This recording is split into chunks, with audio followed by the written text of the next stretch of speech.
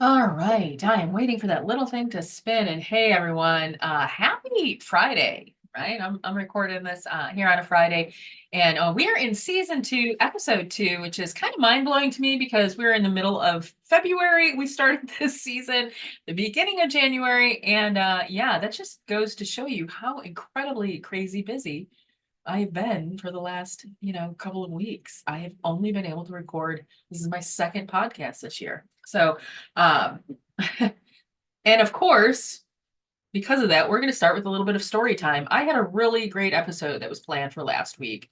I was pretty excited for it. I was in Chicago with some friends, very magical, amazing friends, some fellow witches, and we had the new moon that we were preparing for. We had a ritual planned for that night, and I was going to talk about today's topic, right? And I was going to have some guests on. So I was stoked. I had all the equipment. I brought it with me, right from Detroit all the way out to Chicago. And, you know, the universe had other plans in mind. They certainly did. There was actually a medical emergency. Rituals canceled. And the podcast, frankly, was the last thing that was on my mind. And, I'm very lucky that medical emergency, I'm okay. My friend is okay. The emergency was with them. Um, but yeah, it was like a total, like, what in the world just got thrown our way? Whew. But last week's topic that I was going to talk about is pretty important. Uh, and so even though I don't have any friends with me today, right? I don't have that whole crew planned and all that whole setup. We're still going to talk about it. And today we are talking about community and covens for that matter. And as always, let's just go ahead and level set and make sure that we are coming at this from the same place. And I looked at the formal definition. So the formal definition of a community is a feeling of fellowship with others as a result of sharing common attitudes, interests, and goals. Okay. Which is pretty cool. Got it. I would say if I were to define that myself, you know, um, it's going to be very similar. I think the only thing that I would add to that is, you're like emphasize is that feeling of fellowship, like you truly feel as though you belong, right? And so, like, I'll give you an example. If you keep showing up to like this weekly like networking event and you just really never feel like, that's your tribe, so to speak, it's probably not a community, right? They probably don't do a really good job of that like belongingness and making people feel welcomed and like they have a place. Now, the formal definition of a coven is a group or gathering of witches who meet regularly. So you could consider a coven a community of witches, right? But we got to go back to that whole thing. Like, do you actually feel as though you belong? And it's really where we talk about my challenge with the formality that often accompanies a coven. It can lead to power struggles. It can lead to misunderstandings. It can even lead to resentment, right? Because when humans gather, um, there's always the possibility for egos to get in the way and pride and hurt and all that kind of good stuff. And I'm not saying in a community you're not going to experience that. Excuse me. But I believe, and this is just, this has been my experience. I've talked to a number of folks that identify as witches. And many of us have a bad taste about a coven, often because of the power struggle that, kind of happens within it.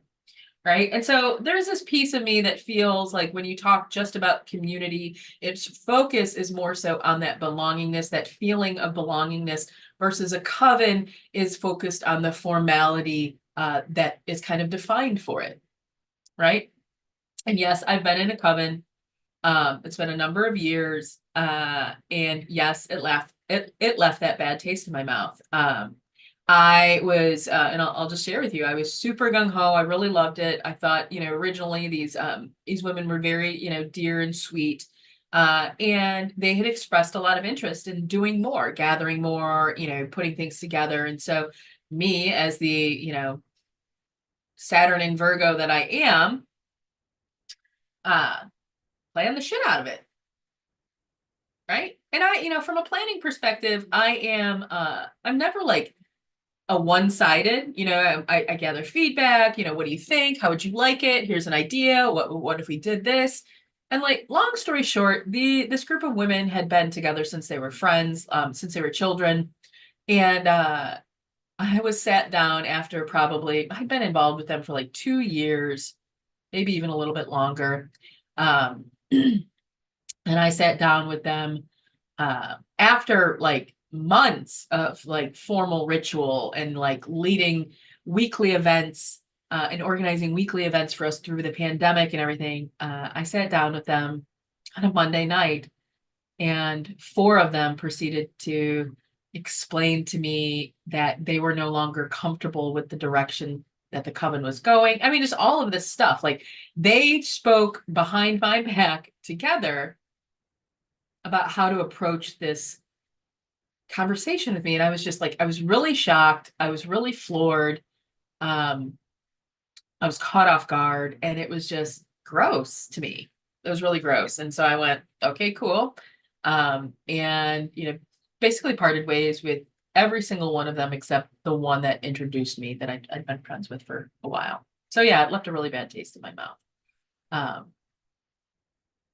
and I don't think, I know they get together every now and again still, but um, I still would have a really hard time calling them uh, a coven, um, just because they don't do it based upon that definition regularly, right?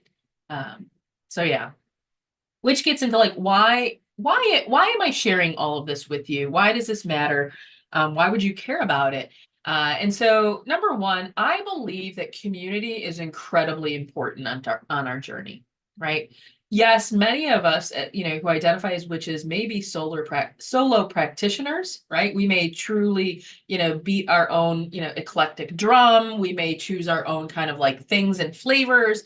But a community is important just as a human being, right? Human beings are hardwired with a desire to connect, right? If you think about it, from literally the moment we are born, we are reliant upon our connection with our mother or our father, both, hopefully.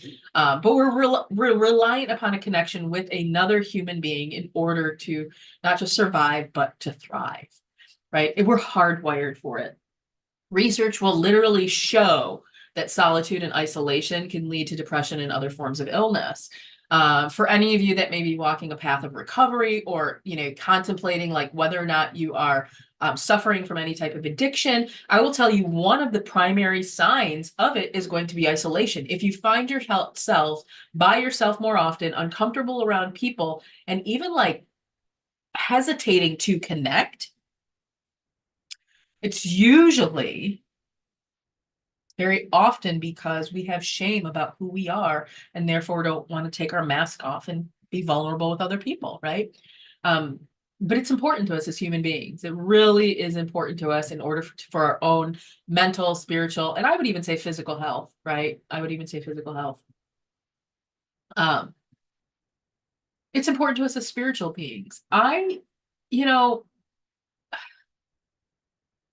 I may not sit down with a lot of mentors, so to speak, or a lot of other spiritual gurus or things of that nature that I'm directly learning from. I read a lot of books. I do a lot of research. I sit and have a lot of conversations with the divine and get a lot of my inspiration that way.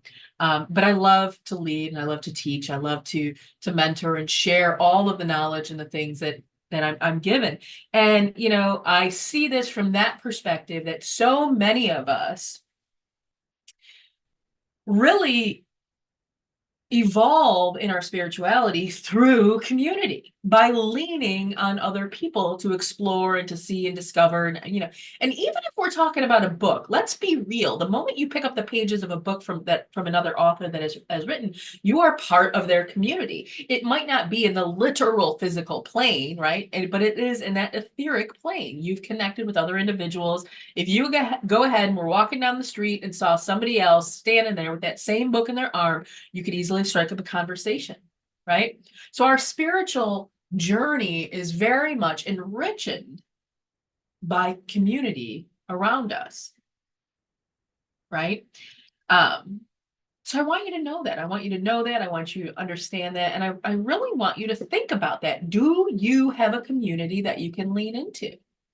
Right. And one of the dear friends that I was, part of my community that was going to be on last week, she lives hours away. She's 4.5 hours away in Chicago. And, she often says and expresses how she wishes we were much closer because she feels as though she doesn't have that kind of community there at home. And so, it's lovely and amazing to be able to gather in person. But I, as the introvert that I am, as the empath that I am, I love me some virtual community. I really do. Right. I love being able to be in my PJs in my warm, snuggly old home and, sit down and join whoever it is online, virtually. Maybe if it's in the Facebook group, maybe it's, directly on a Zoom, anything of that nature. Maybe it's even through my email sometimes, but I love that. I love that as an opportunity. Yes, I love in person, and I'm going to be doing much, much more of that here in the coming months. But yeah, community is incredibly important, just to us as human beings and as spiritual beings. The other reason why I'm sharing this, though, is because you may be interested in finding a coven, right? You may be thinking to yourself, hey, I really would love to gather with other witches. Um, and that's cool. That is awesome. I really adore that. I would also say I love that. Like, I love leading that. Whether or not I would ever refer to um, anything that I do as a coven, I don't know. I'm still sitting and thinking with that one.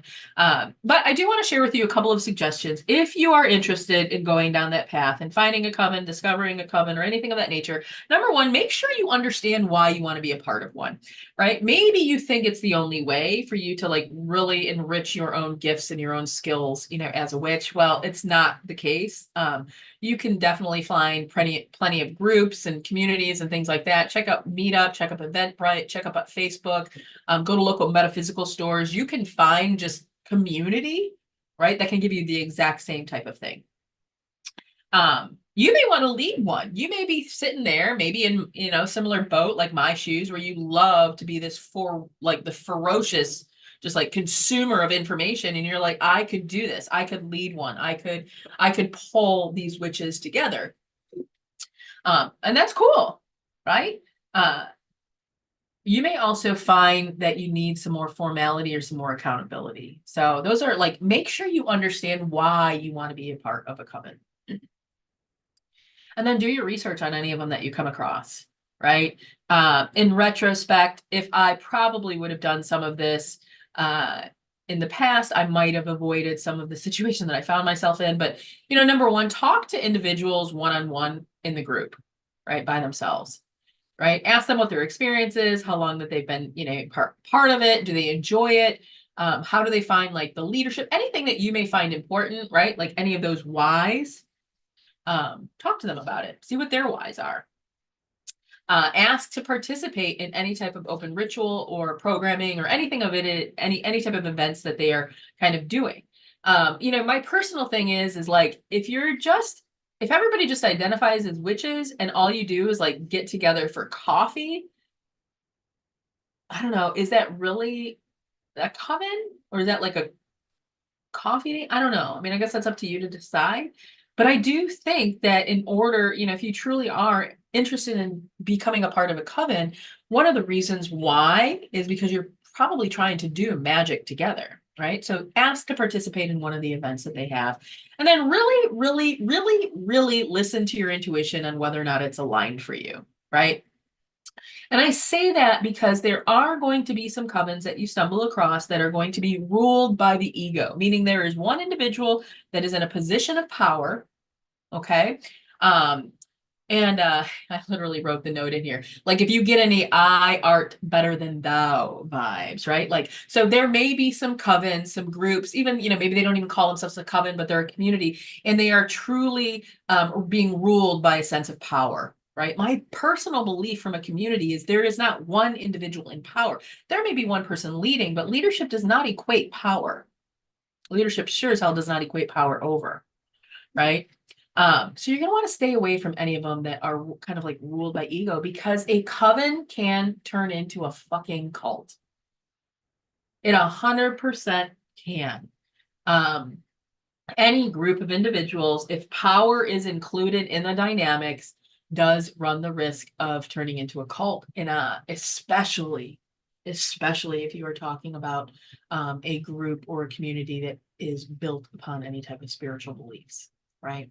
Um, so yeah, I don't know about you, but I've watched a shit ton of those Netflix documentaries over the last 2 years about a lot of them that have kind of come out. So yeah, that's why I'm sharing that with you.